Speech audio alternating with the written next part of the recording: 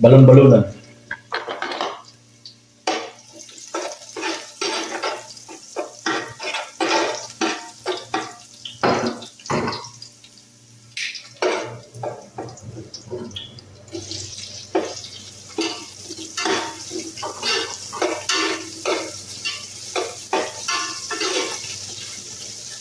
Balon-balonan po.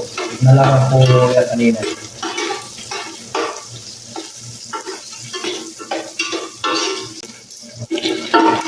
Yan, patay.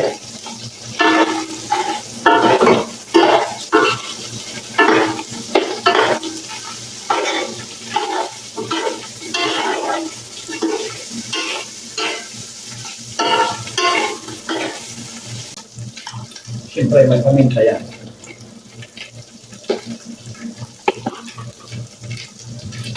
Lagyan natin ang mainit na tubig.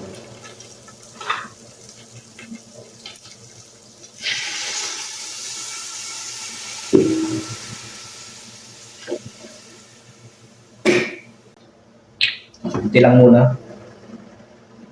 Mamaya lang adjust pag okay na.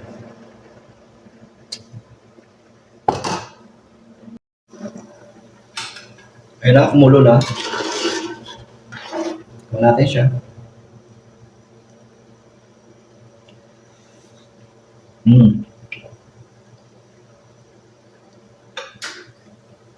Lagyan na natin ang bihon. Bihon o po, binasa na po yan. Binasa.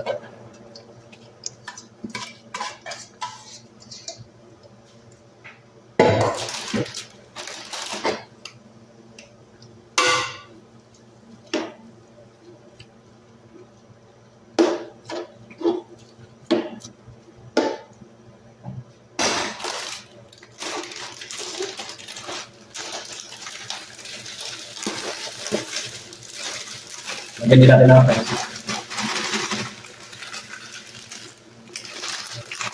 Sa ating pagdala.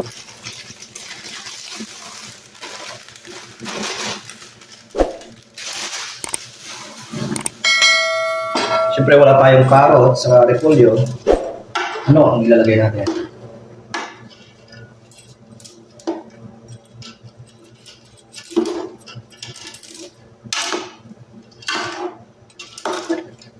Wala tayong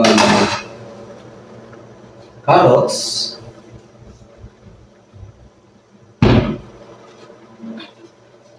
Isa tayo ng gulay.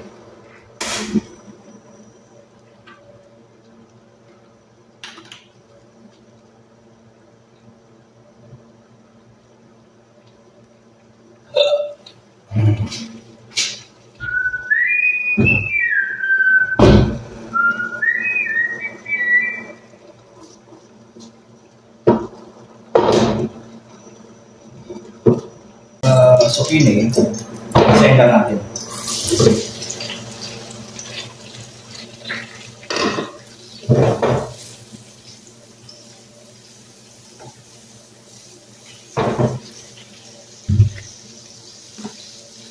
Siyempre, lagyan natin ang pagpunta.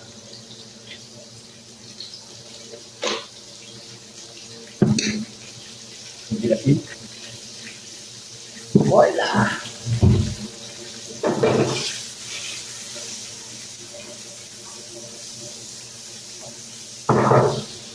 Gisa-gisa lang yan.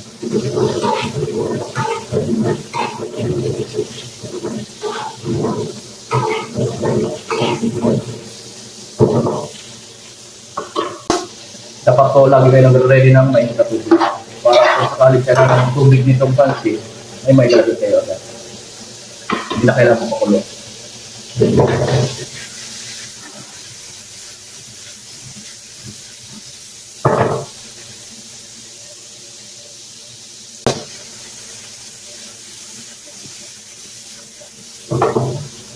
One, two, three, four, five.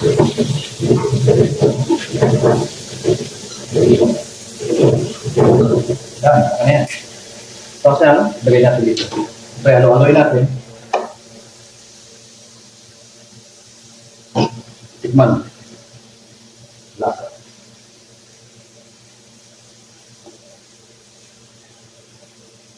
Pag okay na po sa panlasa nyo, Pwede na isahog ang gulay.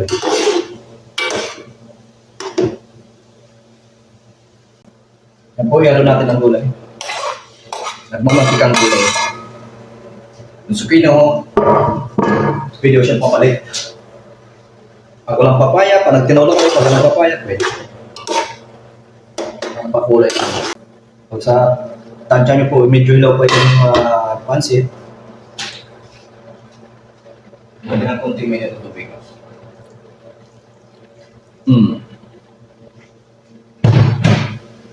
Hinaan ko po eh. 32 minutes, pwede na yan. Total na tikman naman natin eh.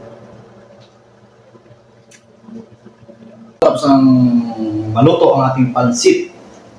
Kung may mga suggestion kayo, comments, ideas, pwede nyo i-comment sa baba. Huwag rin pong kalimutang i-click ang bell button para ma-notify kayo kung may bago akong mga upload na vlogs. Ayan po. Maraming salamat.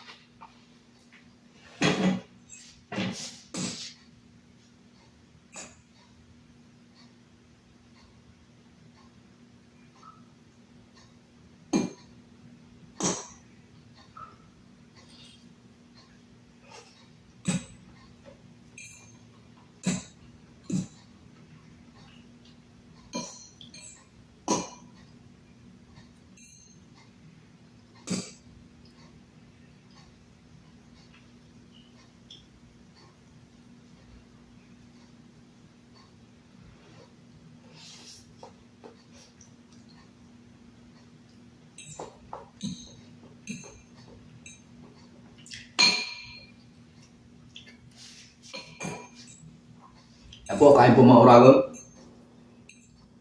Paborito ko po ang pansit. Pero ngayon lang ako nagluto. Kasi Ramadan ngayon, may time. Kailangan magluto. Yung mga opinion po, yung mga gusto nyo pong ipaluto, lulutuin ko po. Huwag ko kayo mag-alala. Yung ingredients po, nasa screen. Basahin nyo lang po. Wala akong sukat, walang size, basta kayo nang bahala magtansya ayon sa inyong panlasa.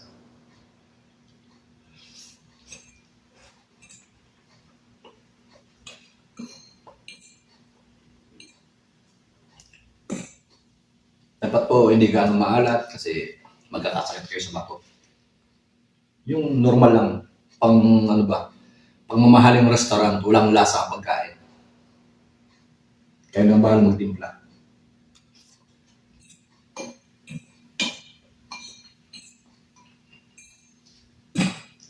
Dapat po, bago kayo magluto nito, dapat po nalaga na po yung balon-balunan kasi medyo mabunat siya.